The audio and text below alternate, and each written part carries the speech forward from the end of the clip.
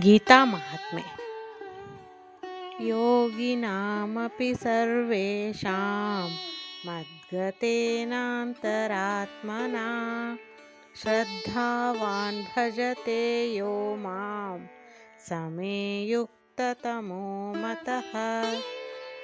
ಯಾರು ಸದಾ ನನ್ನಲ್ಲಿಯೇ ಇರುವನೋ, ತನ್ನಲ್ಲಿರುವ ನನ್ನನ್ನು ಚಿಂತಿಸುವನೋ, ನನ್ನನ್ನು ಭಜಿಸುವನೋ, ಅವನೇ ಎಲ್ಲ ಯೋಗಿಗಳಲ್ಲಿ ಯೋಗದಲ್ಲಿ ನನ್ನೊಡನೆ ಅತ್ಯಂತ ಆತ್ಮೀಯವಾಗಿ ಒಂದಾಗಿರುವನು ಮತ್ತು ಅವನೇ ಎಲ್ಲರಿಗಿಂತ ಶ್ರೇಷ್ಠನಾದವನು ಎಂಬುದು ಭಗವಂತನ ನುಡಿ.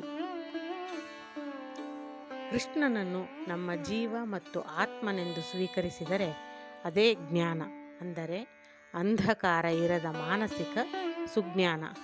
ಎಲ್ಲ ಧರ್ಮಗಳನ್ನು ಪರಿತ್ಯಜಿಸಿ ಭಗವಂತನಿಗೆ ಶರಣಾದಾಗಲೇ ನಮ್ಮ ಆಂತರ್ಯದ ತಮ ಕಳೆದು ಸದ್ಗುರುವಿನ ದರ್ಶನ ಸಾಧ್ಯ. ಮದ್ಗತೇನಾಂತರಾತ್ಮನ ಎಂಬಲ್ಲಿ ಭಗವಂತನು ತನ್ನ ಅನನ್ಯ ಭಕ್ತರಲ್ಲಿ ಇರುವ ಪ್ರೀತಿಯನ್ನು ವ್ಯಕ್ತಪಡಿಸುತ್ತಾನೆ. ತಾಯಿಯು ಮಕ್ಕಳ ಚೇಷ್ಟೆಗಳನ್ನು ನೋಡಿ ಆನಂದ ಪಡುವಂತೆ ಪರಮಾತ್ಮನು ಭಕ್ತನ ಚೇಷ್ಟೆಗಳನ್ನು ನೋಡುತ್ತಾ ಪರಮಾನಂದವನ್ನು ಪಡೆಯುತ್ತಾ ಇರುತ್ತಾನೆ. ಆದ್ದರಿಂದಲೇ ಅವನು ನನ್ನ ಸ್ವರೂಪವೇ ಆಗಿ ನನ್ನವನೇ ಆಗಿದ್ದಾನೆ.